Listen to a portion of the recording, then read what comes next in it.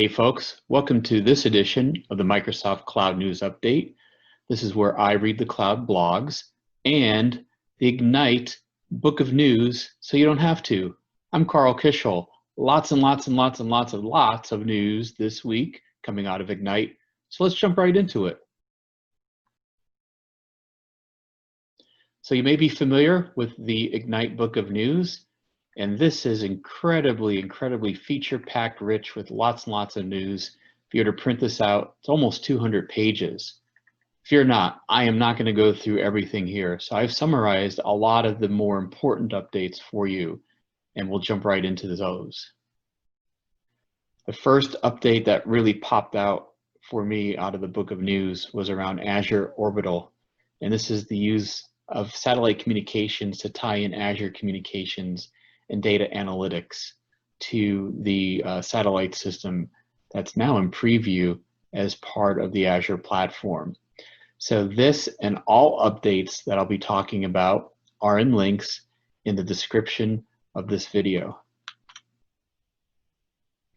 The second update is around Resource Mover, and the Azure Resource Mover is a new service that allows you to take resources from one region and move it to another region. So this is a new capability that's part of the Azure Resource Mover platform and something to check out if you're interested in migrating from one region to another. The next update is around reserved instances and the ability to apply RI to app services. So traditionally, reserved instances were just a feature that were reserved for specific components within Azure, and right now it is now available for the app service. The next update is around Azure Private Marketplace, and this is the ability to curate all of the items within the marketplace and present them to your specific organization. So it's a great way to handpick particular solutions and offerings and services that are available in the marketplace and attach them to your particular Azure subscription and make them available to your Azure users. Backup Center is now in public preview, and this provides a single unified experience of all the backup assets and resources within Azure into a common portal. So definitely check this one out. Azure Dedicated Hosts now give you the capability to subscribe to dedicated hosts and isolated virtual machines. So this gives you additional capabilities beyond shared virtual machines and now create virtual machines on dedicated hosts. The Windows Admin Center is now part of the Azure portal. So think of the Windows Admin Center as the primary tool that you would find on Windows Server. That has now been transformed into the Azure portal and is now a management tool that's provided as part of the Windows or Azure portal experience. So if you're familiar with the Windows Admin Center on Windows Server, this should be a no-brainer to help you manage Windows servers through the Azure portal. Microsoft Premonition. This is another system that helps detect potential pathogens in terms of outbreaks. So this is using our AI and analytics platform and robotics in the monitoring and sampling of disease carriers such as mosquitoes, insects, etc., and being able to apply machine learning and artificial intelligence to help identify these particular alignments, etc. So definitely check out the blog link for more information. This is a very interesting announcement. It's called Shared iPad for Business. And this is the ability to use your Azure Active Directory work accounts in separate partitions on an iPad. So this is currently in public preview today. Transitioning from Azure into Microsoft 365, a really cool announcement right here regarding the new version of Stream. And as we speak, this will become available between now and the end of the year as we transition tenants from the old Stream experience to the new experience.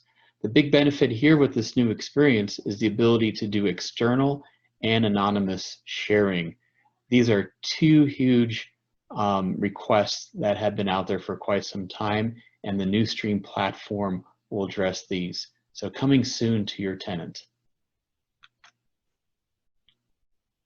Regarding Microsoft Teams, the size limit has been increased to 25,000 members for individual teams. So that for an individual team has been increased.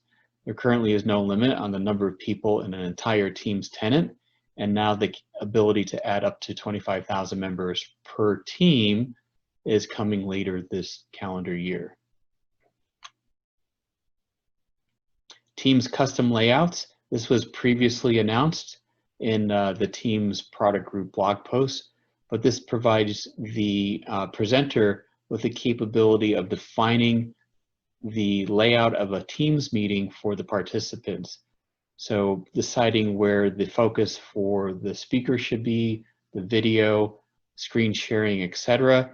This is a custom layout that the presenter can now create and share with the participants of a particular team meeting.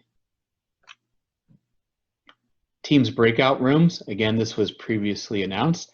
So again, this is coming this calendar year. And this will be the ability to take participants within a team meeting and add them to a breakout room for private chatting, monitoring, collaboration, etc.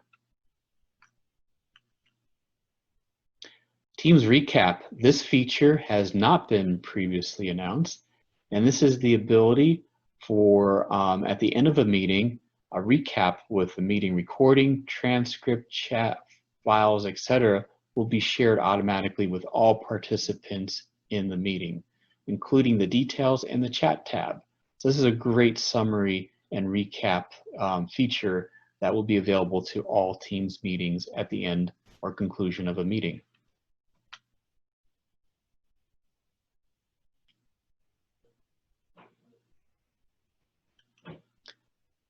Another announcement that was previously announced, Teams meetings are growing.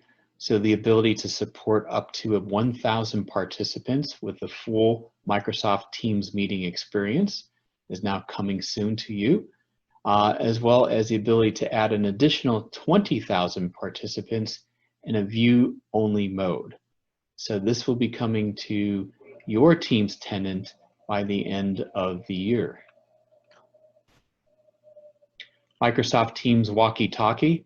This is now available on Android. So this is basically a push-to-talk experience between Android devices on your mobile tablets, phones, etc., that allow you to have instant communication over either your Wi-Fi network or your cellular network.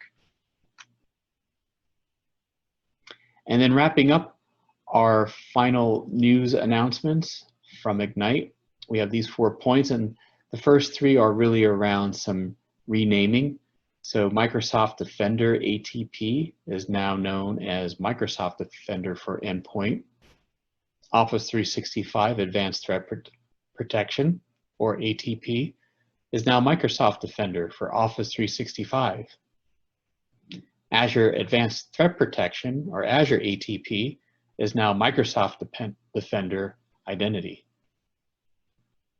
And finally, the announcement of extending our data loss prevention capabilities, DLP, into our CASB solution called MCAS. So this is now in public preview. This is the ability of extending the DLP features and functionalities within Microsoft 365 into the MCAS platform, thus extending it into third-party cloud solutions that it can now be monitored and protected under Microsoft 365 DLP policies. So that concludes this edition of the Microsoft Cloud News Update. Please like, share, subscribe to the channel. We'll be back next week with more information. you have any comments, suggestions, etc., please share them with me either directly through LinkedIn or in the comment section. And we look forward to catching up with you next week. Take care.